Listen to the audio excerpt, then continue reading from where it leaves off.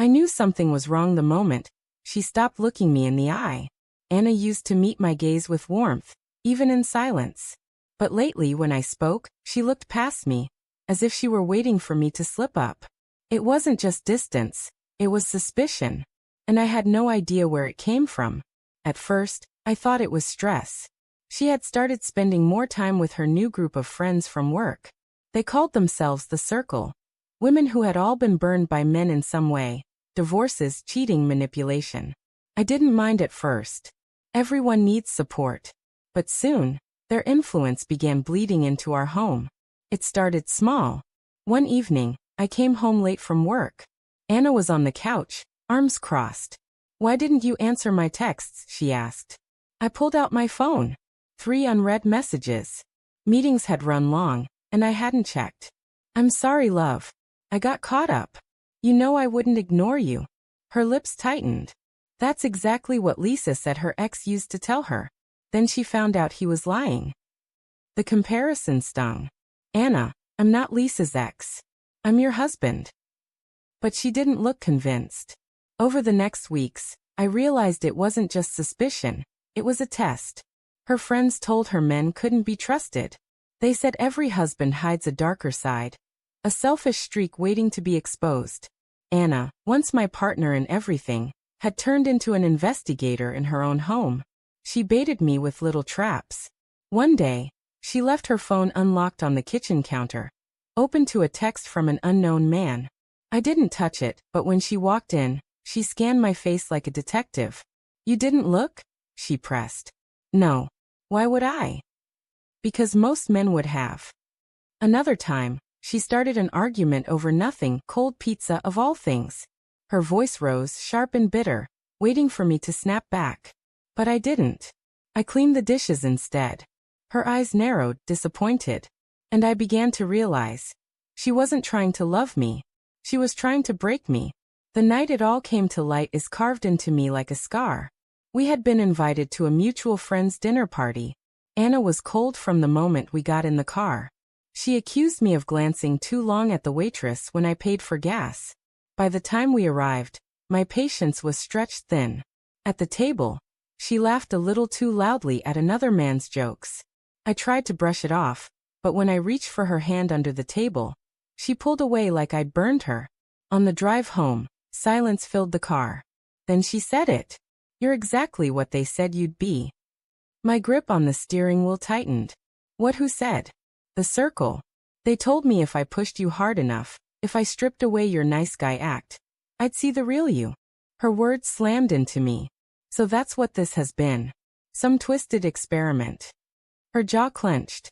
Better to know now than 10 years later, right? I pulled the car over, my chest burning. "Anna, I've been nothing but loyal to you. I've held my tongue when you've insulted me. I've stayed calm when you provoked me. What more do you want?" Her voice cracked. "I wanted proof that you're not like them. That you're not another liar, another cheat." I shook my head, disbelief cutting deeper than anger. "And what if your little test destroyed us in the process?" She didn't answer. The truth revealed itself a week later. I found her phone buzzing on the counter. A message lit up the screen. "Don't forget what we said. If he doesn't crack, he's hiding something worse. Stay sharp." It was from Lisa. My stomach dropped.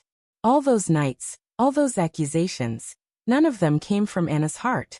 They came from a group of women so poisoned by their own pain that they infected her with it. When I confronted Anna, she broke down. "I didn't want to believe them," she whispered, tears streaming down her cheeks. "But they made me doubt everything. They said I was naive, that I'd end up another fool if I didn't test you. I thought I was protecting myself." "Protecting yourself?"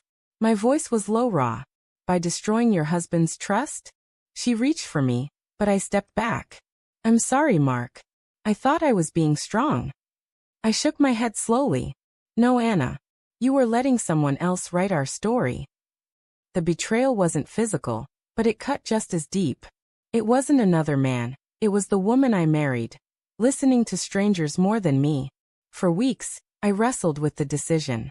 Part of me wanted to forgive, to chalk it up to fear and bad influence. Another part knew a line had been crossed that couldn't be erased. Trust, once shattered, doesn't rebuild itself. It needs honesty, effort, and time. And I wasn't sure Anna could give me that. Not when she had let others convince her I was the enemy in my own marriage. One night, I sat alone on the porch, the weight of it all pressing down. She joined me quietly, her eyes swollen from crying. I cut ties with them, she said softly. I told them they ruined my marriage. But the truth is, I let them. I don't deserve another chance, but if you give me one, I'll spend every day proving you were right about me. I looked at her, the woman I once trusted without hesitation. I wanted to believe her. I wanted to rewind time to when love was enough. But I couldn't ignore the crack in my chest, the one that whispered. She doubted you once. She could doubt you again. I didn't answer that night. The ending isn't a clean resolution, because betrayal rarely leaves clean lines. Some nights, I think of the laughter we used to share and ache to forgive. Other nights, I hear Lisa's words echoing in my head and wonder if Anna ever truly trusted me at all. But one thing I know with painful clarity: love cannot survive when suspicion replaces faith. Whether Anna and I heal or not, I'll carry this lesson with me forever. Because in the end, the deepest betrayal wasn't her friends.